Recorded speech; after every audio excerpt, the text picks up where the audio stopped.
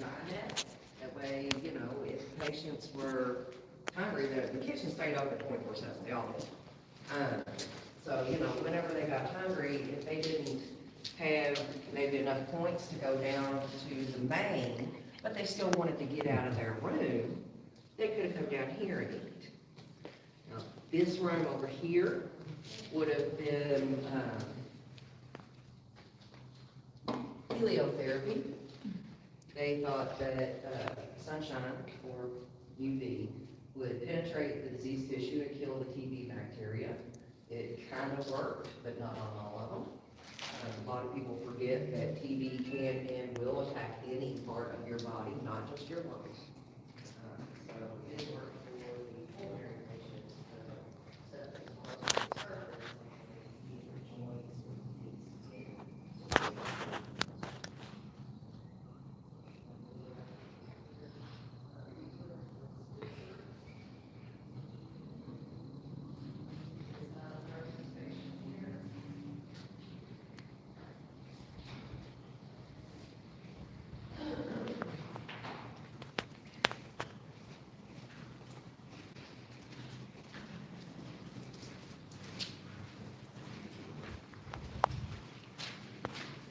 Rooms right here that go around the back of the main elevator.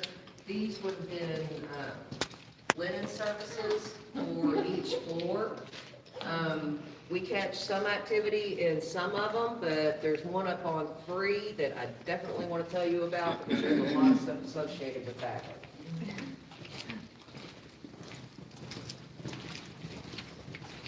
Carol, is your first time in here too?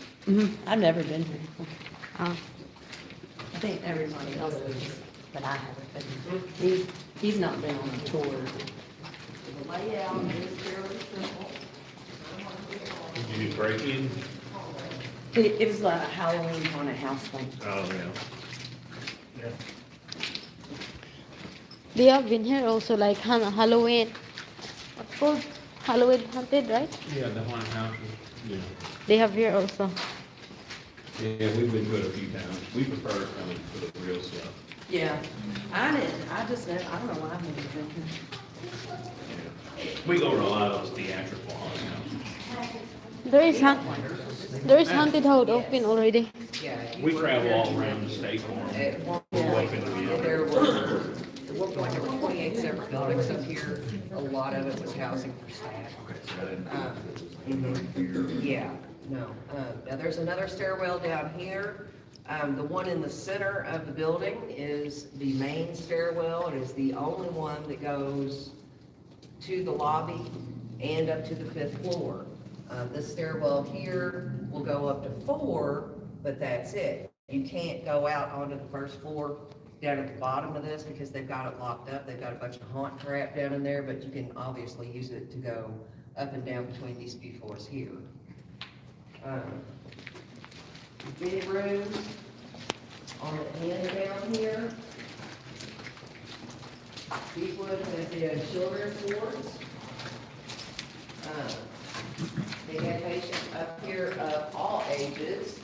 They had them from infancy until to elderly. When the kids were small, they would have had them in these big wards like this. Once they got a little bit older, they would have started moving them out into these rooms that are right down here on this end. You can see they were set up a little bit bigger. They were set up for 4, 6, and 8. So once they hit like adolescence, they could have started moving them out into these here. Lot of playful activity down on these parts of the building down here. Now, 2, 3, and 4 are basically all set up the same. I'm not going to waste your time showing you every inch of them. You all can investigate them yourselves. Does anybody want to go out front? Take a look at the front of the building? Oh, yeah, while the lights are on. Yeah. Yeah, yeah. Yeah.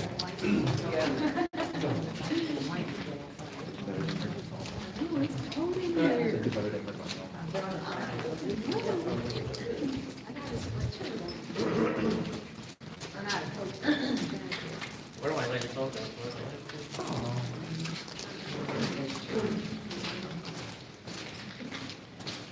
It's nice, but it's not raining and then it's not wet. Yeah. Be good weather, won't be too hot, won't be too cold.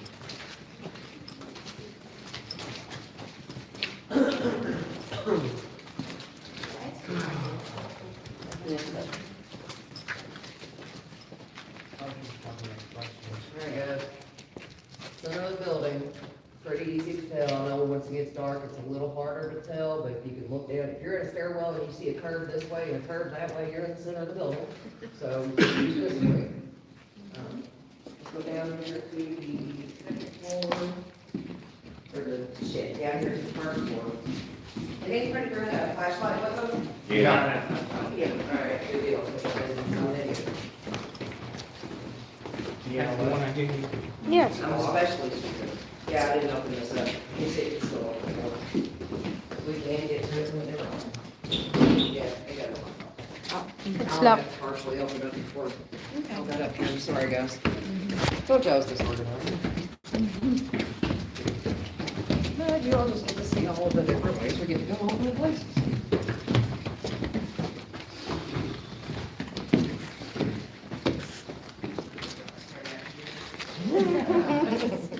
Yeah, try doing it like, I don't know, 5 or 8 times a week, man. You know, I keep hoping, because everybody always says, you know, doing the steps is all like great for your butt and everything. Apparently not in my family, because we do not have the genes for that. It's like, I've been doing it for 8 years, man. Still nothing. I walk up and downstairs, all of those kind of work I'm used to doing stairs.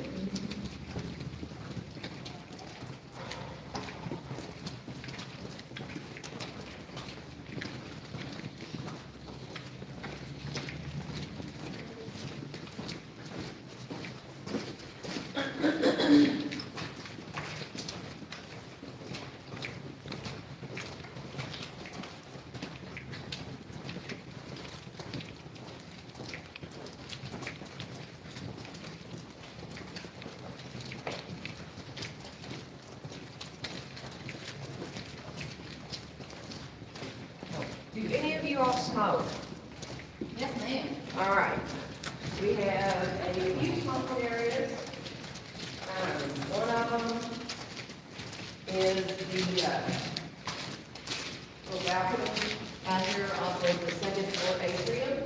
There's a little bench out there that has a flower pot that we use for our cigarette butts. Obviously, we can smoke over outside.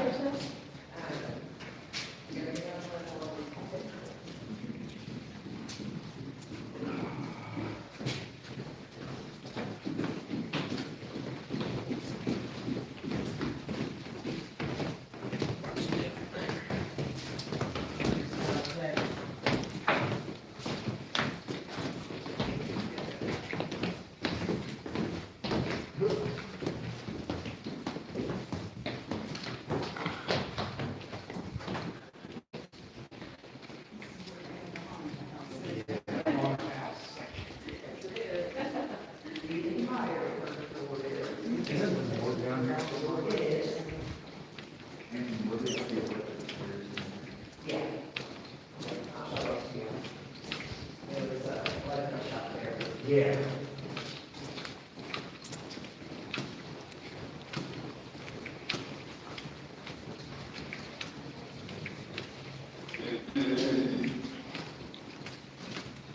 Anytime y'all are down here in this hallway, more than likely you're gonna want to use some kind of light because it's like almost no ambient light comes in down here. So, of course, some of you all, I still can't remember all these stupid things are. I don't know.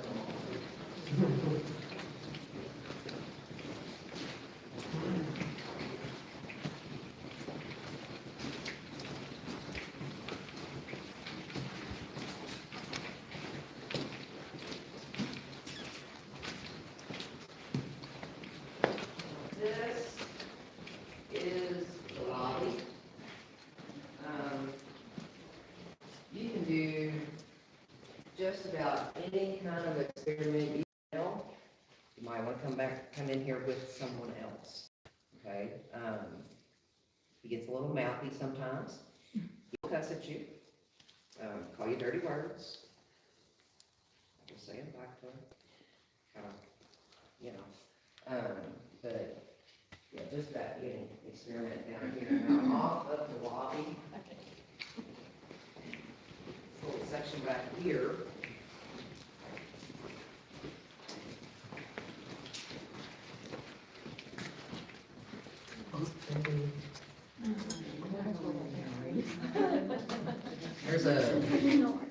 There's a vault in here, and, Trying to keep it out of the race. all of this stuff was auctioned off. The state bought this parcel up here and leased it to a doctor who reopened this place in 1962, and it became known as Woodhaven Geriatric Center. Now, for all of the good that Waverly was doing, Woodhaven was the exact opposite. They got shut down by the state of Kentucky in 1980 for abuse and neglect of their patients. One of the things we found out about Woodhaven is that most of the patients that they had Alzheimer's or dementia, things like that. They did also have mental patients here. So there was a lot of mental instability around here, and they either didn't know how to treat them or care how to treat them. We don't know which. At one point, there was a patient who had been a former nurse, and she had dementia, and she liked to follow around the nurses doing their rounds and act like she was still doing her job. One time, she followed a nurse into here. This used to be files. Followed a nurse into here, and the nurse accidentally locked her in there. They didn't find her until like 3 or 4 days later, and she had already passed. Now, I know quite a few people have been able to converse with what comes through as the nurse, and she always says accident. I don't know that anybody's actually been able to get hold of the lady that was closed in there or not, but I can't imagine, even if that thing was stuffed with records, how the hell do you lose a person in a room that small? How do you not notice them? Yeah. I can't help but think that now maybe I think she did it on purpose, personally. I can't prove any of this. I think she did it on purpose. Now, I don't know whether she just, forgot that she had done it, or if she was just that damn horrible of a person. But, so you might want to try to come down here, see what you can get in there.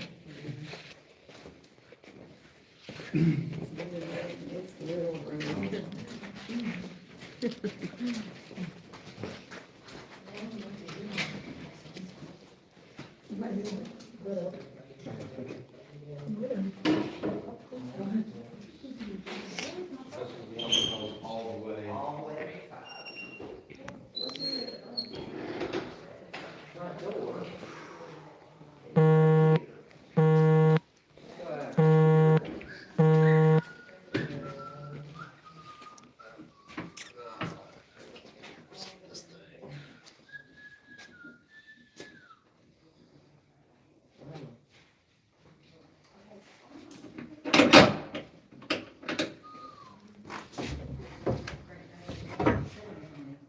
Now this one I am gonna lock back up when we come back in. That way we don't have to worry about anybody coming in and joining us. Now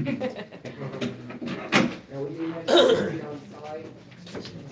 There are some cameras out there. I got one. I'm gonna use the Make sure we're all staying safe. Their job is to make sure nobody else gets in there with us. So you don't have to worry about anything like that. I was coming out here yesterday afternoon. Can I photobomb all And of there you? were 3 people that just, they parked right on the other side of the gate, and they're just walking on up here. I'm like, guys, can we help you? Yeah, we just wanted to see it. Okay, book a tour. Right.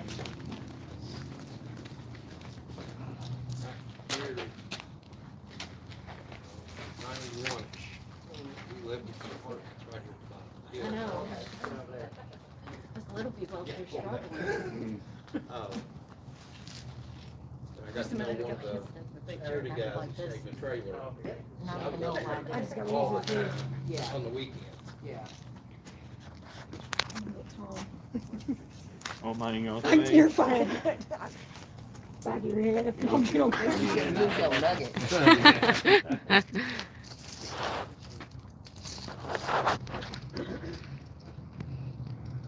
One time I take a picture that was really beautiful because there is a moon on the top. Oh, wow. Yeah, I got it.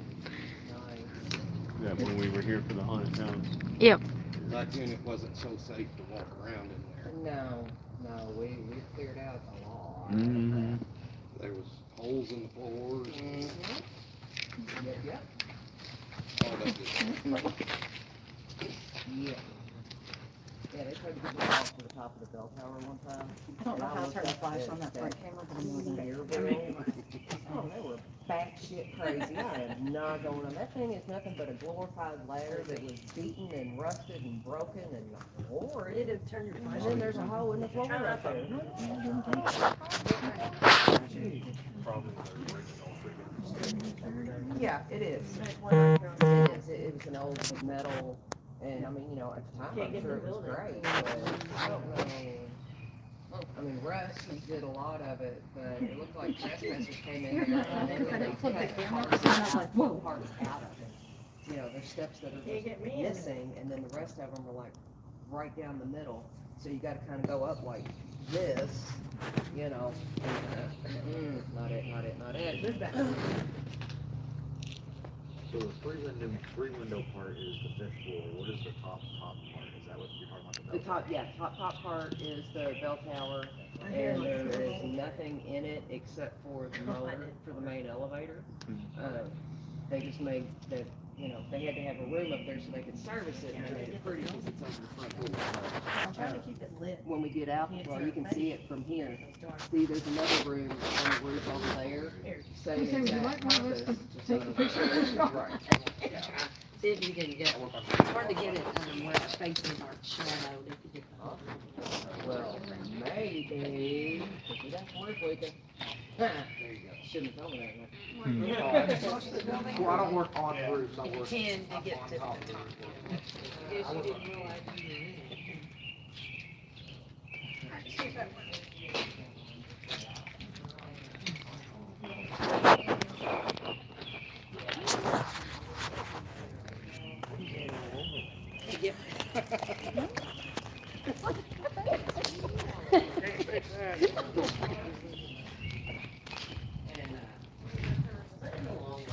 in the long run, as long as you can see the returns on it, but Yeah.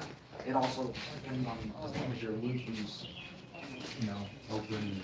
Yeah. Nobody hears the flashlight, so it's down. Oh, there it is. No. But. Do they have an estimate of when this is gonna be done? Done. I say done, but. I said probably still be allowed, they ought to be the funds to get done, all right? Well, the business plan for a long time was for them to try to turn it into a hotel. Yeah. And thankfully, that business plan is following through because it was an absolute shit out of it. So they're not gonna make it to B&B? No. No, because, I mean, you know, y'all already saw, even just on the second floor, the place is built with community bathrooms. Yeah. You know, So I don't like there's sharing no- a bathroom with my husband, I'm not sharing that with my mom. You know? Turn it into an army barracks. Yeah. You have work tomorrow, right? Yeah. I mean, you know, it's y'all's thing, I'm just here. Yeah. It's supposed to be off, well, I work Tuesday, Wednesday, off Thursday, Friday, but I'll probably try to work Thursday, Friday. The main effort now What? is, it should have been on So I'll probably try to work Thursday and Friday. weatherproofing, because I that. put my tax status is exempt, so they're not gonna take federal taxes. Uh-huh.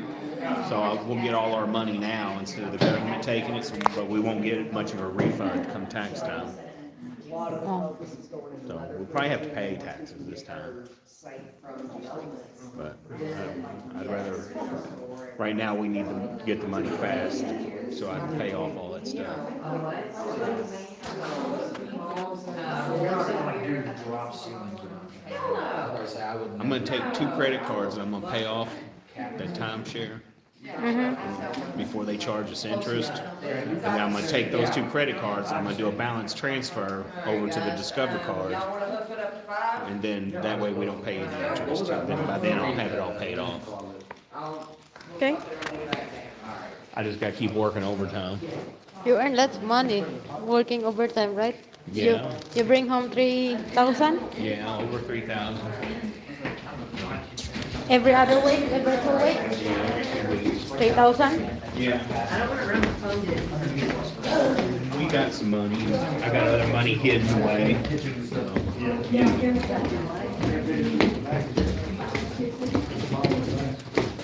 Always got money put back for emergencies. Yeah. I got 2,000 cash in the bedroom.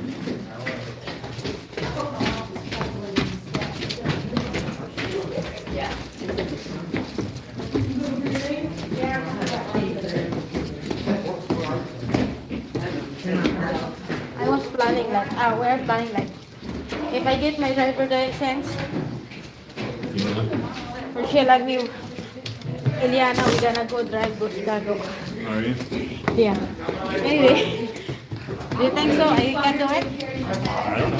You got your license. I don't see why not. Yeah, that's what I'm saying. If I have license, that's gonna be safe, right? Yeah. You guys gotta be careful. Yeah. You know, they're attacking Asian women. Or maybe we're just going St. Louis. I'm still St. Louis is rough too. Oh, rough too. Yeah. But it's more. St. Louis isn't rough as Chicago. Oh, it's more rough than Chicago. It's got the same. We're already 5. Yeah, it's 5. Yeah. The pendant was over there. It was alright. I know, and I left mine down there. I feel like I didn't go running upstairs with the turnout here at SCBA on. Hang on, I'll forget my brain, sorry.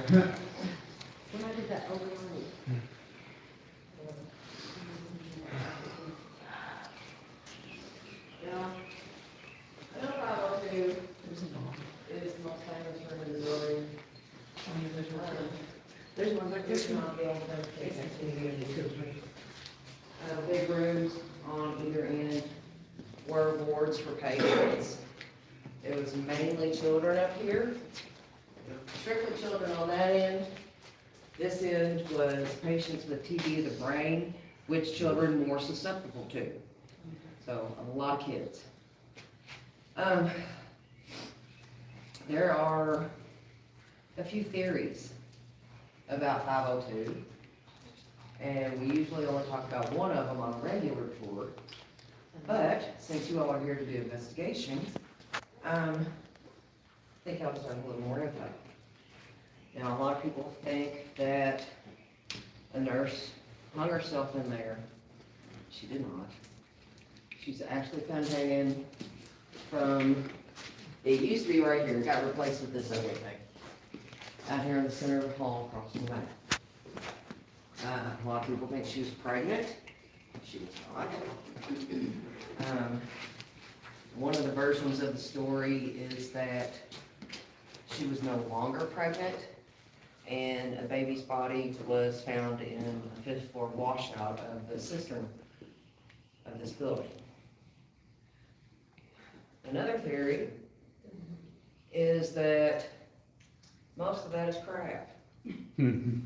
We know that a nurse that worked up here was found hanging right there. Okay, we know that much.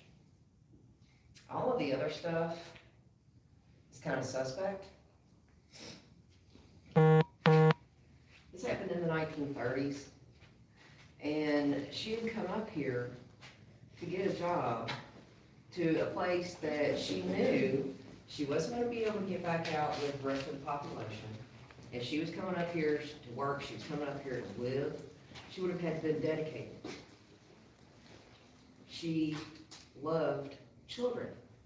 She worked well with children. That was why they put her up here on the 5th floor. Because the reason so many kids were up here is because these were up here the most fragile of the patients that we would have had here. The young and the very, very sick. These would have had the most access to all of this sun and fresh air treatment up here. So these were very important patients. She was very dedicated. Now, in the 1930s, female staff anywhere, especially in the medical field, were not treated well. Nurses were not allowed to be married. They basically had to live kind of like nuns. That didn't mean male staff had to go along with that. We've heard many stories from former staff that male staff was very abusive, whether it be verbally, physically, mentally, and sexually.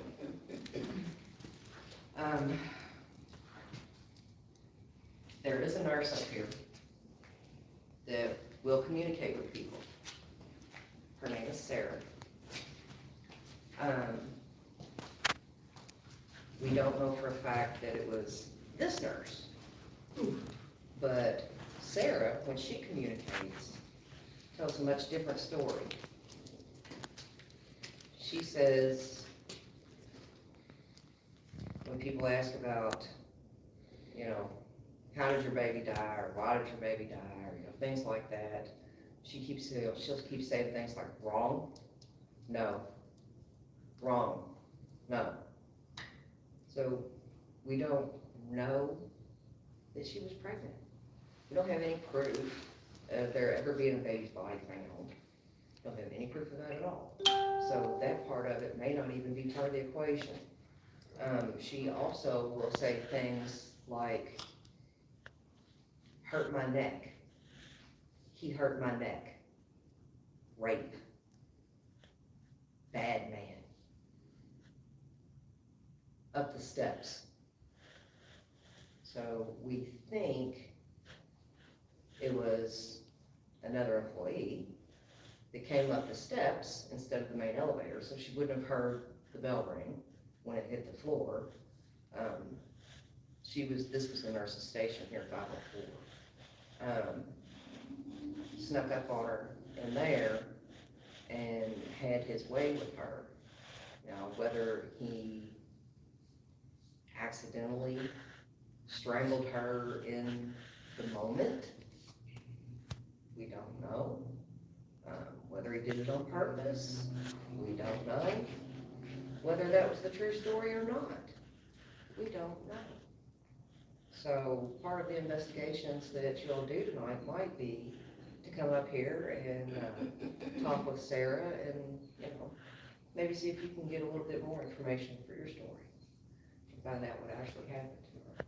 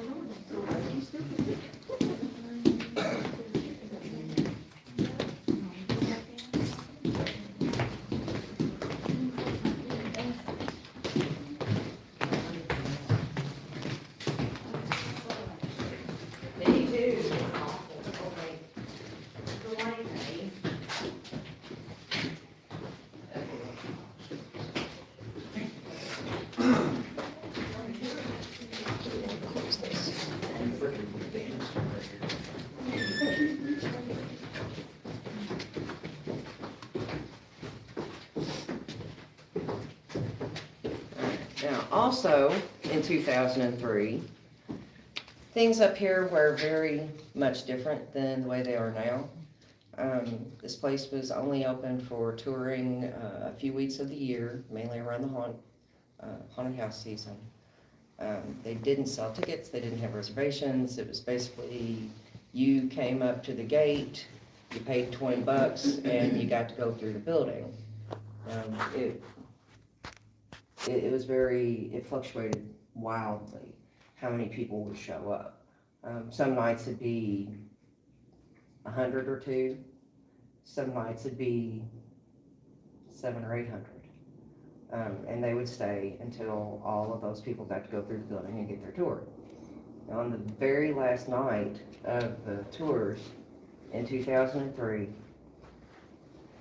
they're waiting, the staff are all waiting, all of the tours were done, they were just waiting for everybody to get in their cars and leave the parking lot so they could lock up, right? Well, while they were out there and they're waiting for everybody to go, they heard screaming coming from in here in the building. So they knew, obviously, somebody was stuck in here. So they came back in just to make sure that they hadn't missed anybody. You know, they all spread out and start searching.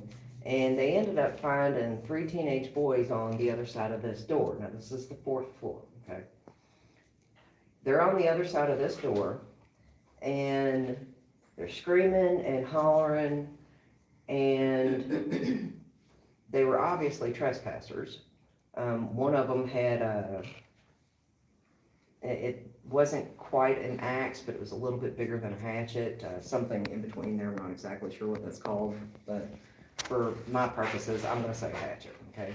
That's what they used to break into the building, because since they didn't have windows, they had boards, just plywood boards over the windows, and that's what they had used to cut their way in.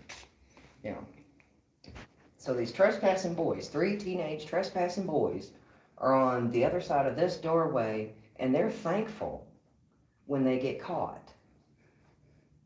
Yeah, how many trespassers you know are gonna be thankful, right? And these kids are, oh God, thank you, thank you, thank you, please let us out of here. They won't let us out of here. Come on, let us out, man, come on, let us out, let us out. And the guys are like, who won't let you out? What's your problem?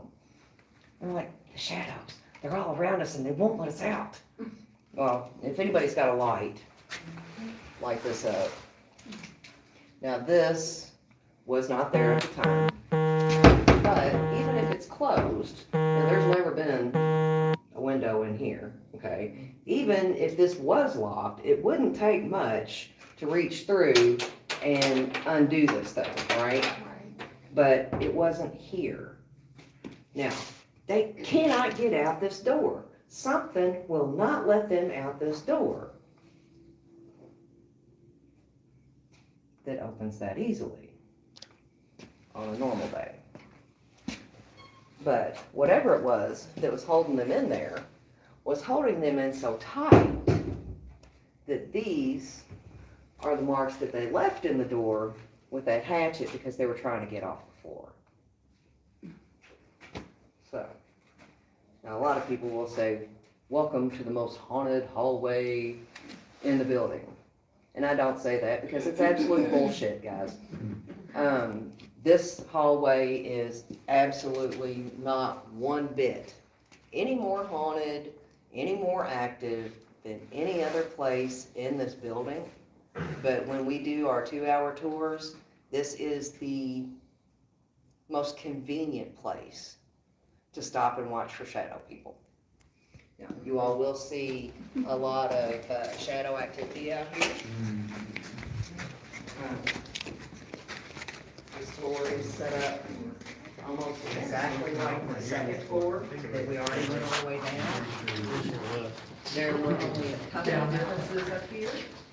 One of them is the main operating room, so that's where we're gonna go down, show you where it is, and how to get to it.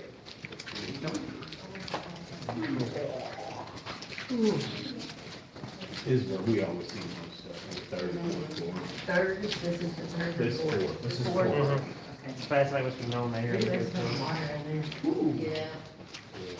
Yeah, that whole body decoration we saw was coming right through here. One of these rooms? Yeah, that there, we were walking and I saw it just slope straight through. Was it across the hallway? It was like, it was in one of these, and then we kept on walking down this way, we could feel it. Yeah, like the hair on my arm was standing that way here.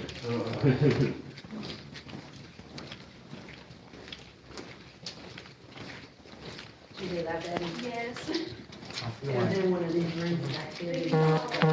Yeah, and like I said, we kept walking down this way, the way it was walking, and we could just, feel its presence all the way through. It's pretty scary. Feel like I'm more No, scared now. no, it didn't really cause us or anything, but we could feel it.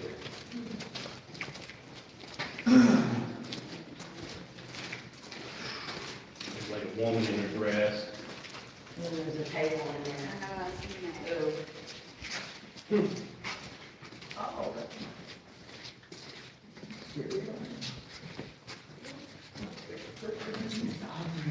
Main operating room, guys. A lot of radical and experimental surgeries were taking place in here.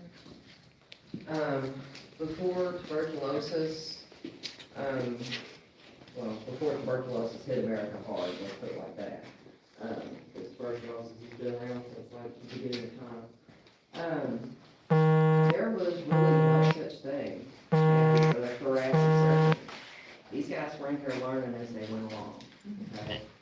So they did a lot of crazy kind of stuff in here, but they weren't doing it, they weren't doing it with any kind of malicious intent. They were literally trying to learn and to help the patients.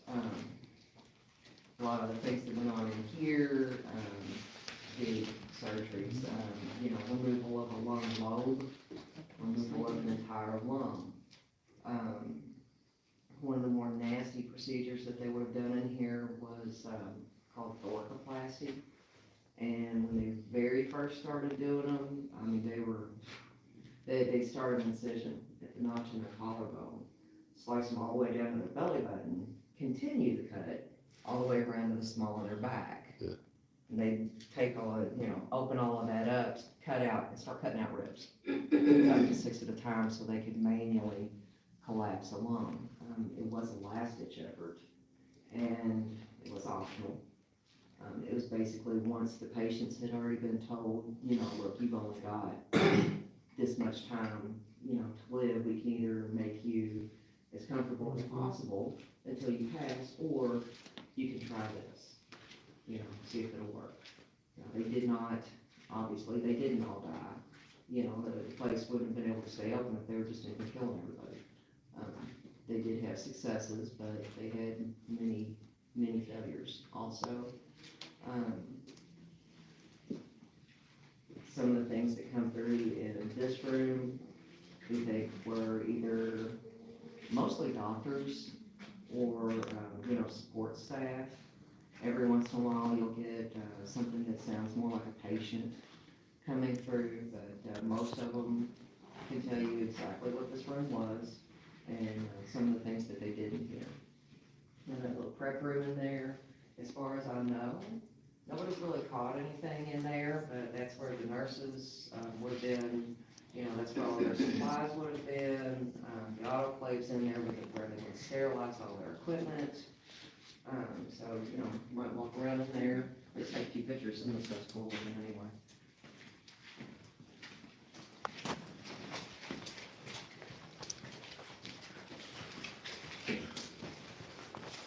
The big room over here across the hall, this would have been recovery. So, once they got done with the surgery over here, they could wheel them straight across the hall to recovery, or if they were some of the unfortunate patients, wheel them right around here to this elevator, which goes down all the way down to the first floor and opens out into more. So they very much thought all of this stuff through, guys. Let's put on this one.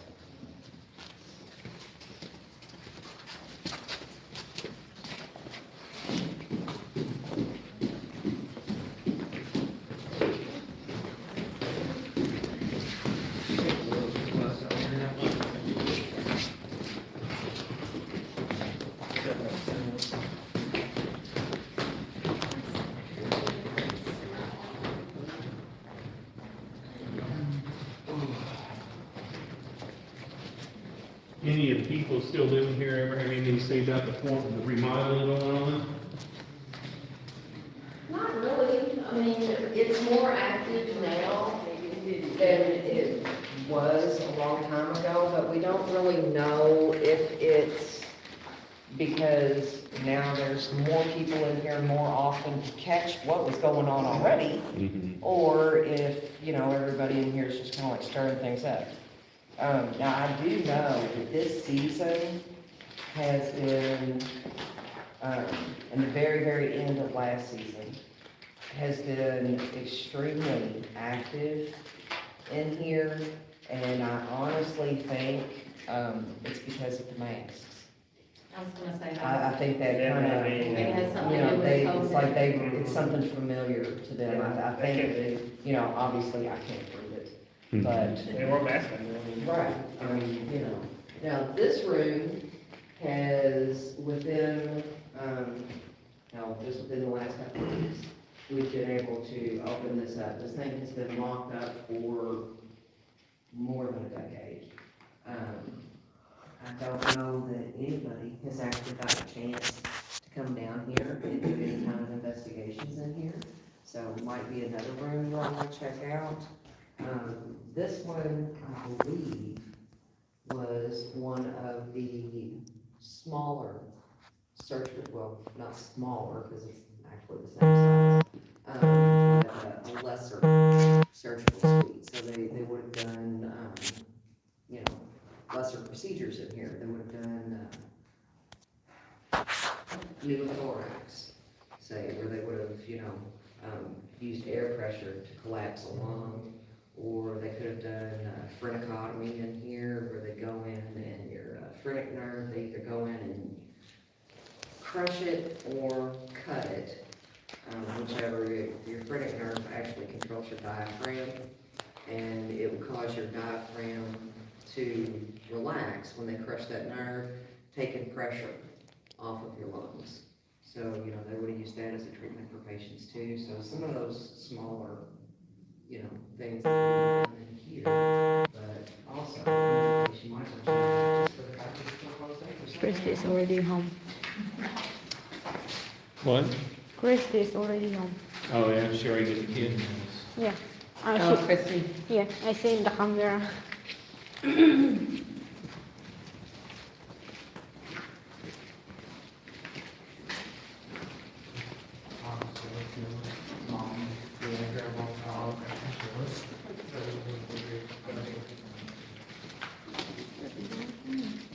I guess this is the floor, Dada. Where the ball came out? Yeah. Yeah, it would have been like right there where the ball came out. Yep. There's a ball in there. Yeah. No, it wasn't that one. It was a bigger one. Just a little bouncy ball. We sit on that side. Yeah, they're all over the place. Lots of people bring them in with them to play with the kids.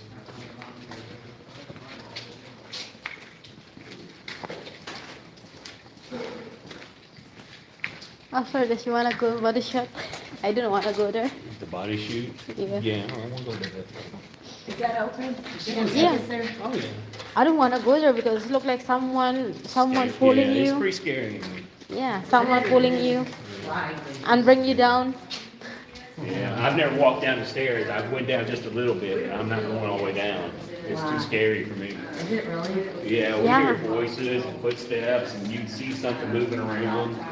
Yeah, that's why I'm saying it's like someone pulling you. here, Like someone pulling you, like you're standing here, there's someone in there like pulling you, go down. Yes, Oh, yeah. Yeah, yes. it's scary. We'll get in a group and do it all together. I'm not. Y'all go ahead. Now, Do you want to do it alone? this one, No. linen service, No. is the one I was talking about that has a story that goes with it. In the late 80s, early 90s, there was a homeless gentleman that people that lived around here would see a lot. He used to walk up and down the tracks down there on Dixie, basically between St. Andrew's Church and Page's Lane. And he had a white dog. He was a big, kind of hairy, shaggy looking kind of guy, always wore trench coat, camo, combat boots, stuff like that, always wore that. And he started staying in here, the building, was owned by somebody, but it was empty, I mean, there wasn't a business in here or anything. And he kind of took up residence in here, in the room back here. Kept it very nice and tidy. He would actually, you know, decorate for holidays in there, and he was kind of helping keep out trespassers. You see it too? One of our guides, actually, he lived in the area, and he got run out of here by this guy a few times, and he wasn't one of the trespassers, he was coming in and tearing all the stuff up and tagging all the walls and everything. Yeah, it's really He was just a young teenager, and he said at the time, it looked like somebody had just taken all of the people out of a hospital but left all the stuff. So, you know, there was all of this stuff in here to play with, and they'd have like, you know, wheelchair races down the hall, stupid stuff like that. Well, he found out that this guy's name was William, and William chased him out of here quite a few times. He'd pop up out of nowhere, you know, kids be down there doing whatever kind of stupid stuff they're down there doing, and he'd just pop up to, get all out of here! You know, big old deep gravelly, scary looking guy, you know, and so of course they would scoot it out of here. Now, he basically just wanted to be left alone. He thought that he was a Vietnam vet with PTSD. You chose here to stay? Well, I mean, you know, it's empty, it's away from people. Yeah. You know, I mean, if you're homeless, it's a hell of a lot better than sleeping in the woods, Oh, yeah. you know. Back then. I mean, yeah. Is this builder? Unfortunately, he I did mean, the not. both No, builder. it's a scaffolding. 3 teenage boys got in here one night, and they got hold of William and Sadie, and they beat them to death with a hammer. In that room, right over there, catty corner. They tossed their bodies into this elevator shaft, and that is where they were found. Now, I did not used to talk about that, just because that's a damn horrible story. You know, it's the only place that we know of inside the building that an actual murder occurred. But the guy that I was talking about that had actually got chased out of here had some more information. He went to school with these kids. Didn't hang out with them or anything, but he knew who they were. He said, you know, at the time they were like, you know, kind of gothy kids, you know, always wore dark clothes, makeup, you know, kind of weird looking, whatever. And nobody really hung out with them, but, you know, so they just thought they were like gothy, whatever. It turns out that they were actually a little bit, well, obviously, a little bit worse than that. Not only were they murderers, they were ritualistic. So whatever they were doing to William and Sadie was done for some type of crazy ass ritual thing, whatever. And it turns out that those 3 kids, by the time